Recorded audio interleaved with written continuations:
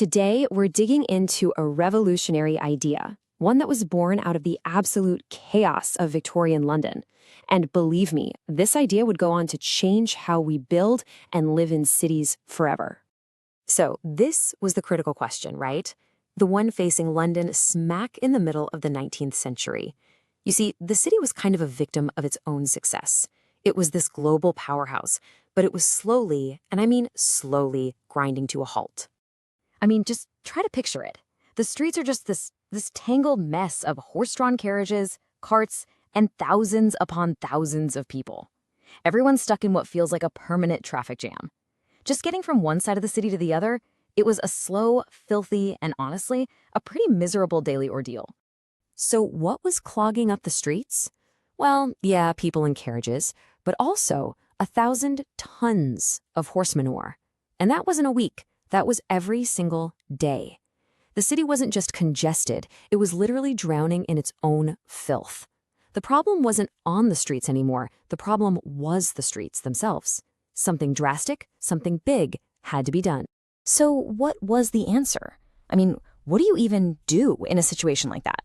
Well, some of the greatest minds of the era came up with an idea that sounded like pure science fiction at the time. Their thinking was, if you can't go through the streets anymore, why not go underneath them? And the method they came up with? Well, it was as brutal as it was brilliant. It was called cut and cover.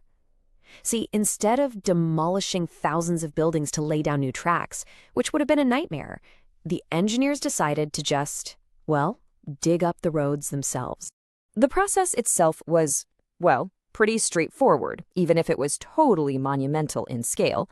Okay, first, you dig this giant trench right down the middle of a street.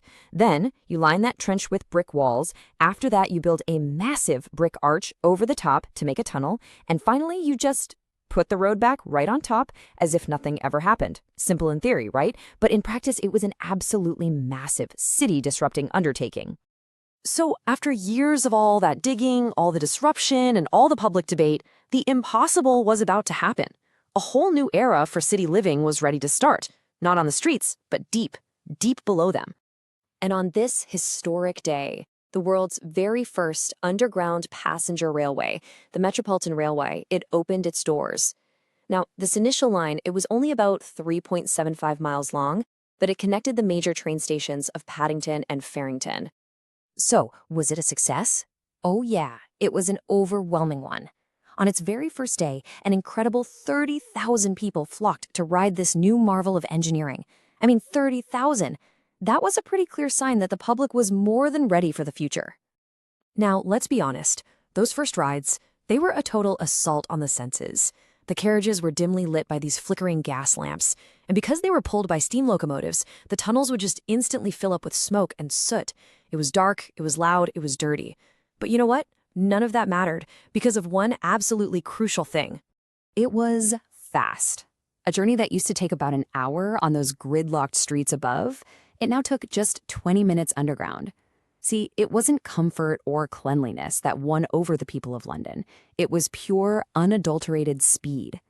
This single change fundamentally altered the entire pace of city life. And this impact, it wasn't just felt in London, not by a long shot. That very first journey on a cold January day, it sparked a worldwide revolution in how we get around our cities, a revolution that we are absolutely still living with today. The system just exploded. It expanded so rapidly. By 1884, the inner circle was complete, but then came a major leap forward in 1890. The first deep-level electric line, the tube, opened up. This was a game changer because it eliminated all that smoke and allowed for even deeper tunnels. And this expansion didn't just move people faster, it reshaped London itself. It basically created the world's first suburbs, because people could now live miles and miles away from their jobs and still commute with ease. The growth was just exponential. Think about it. From just under 4 miles of track back in 1863, the network absolutely exploded to over 250 miles today. That is a truly staggering transformation. And this is its ultimate legacy. London's bold, dirty, and frankly, kind of dangerous experiment, it provided the blueprint for everyone else. Every single metro, every subway, every underground system in the world, from New York to Tokyo, every single one owes its existence to those Victorian engineers who first dared to just dig. Today, the London Underground is an absolute titan of public transport. It carries over 1 billion passengers every single year. That's a powerful, powerful testament to an idea that started way back when, underneath the filthy, chaotic streets of Victorian London. So, the solution to 19th century gridlock was to go underground. It was an innovation that literally shrunk cities and defined the modern metropolis as we know it. And that kind of leaves us with a big question, doesn't it? Faced with all of our own urban challenges today, what do you think will be the next great leap? What's the next big idea that will redefine the world we live in?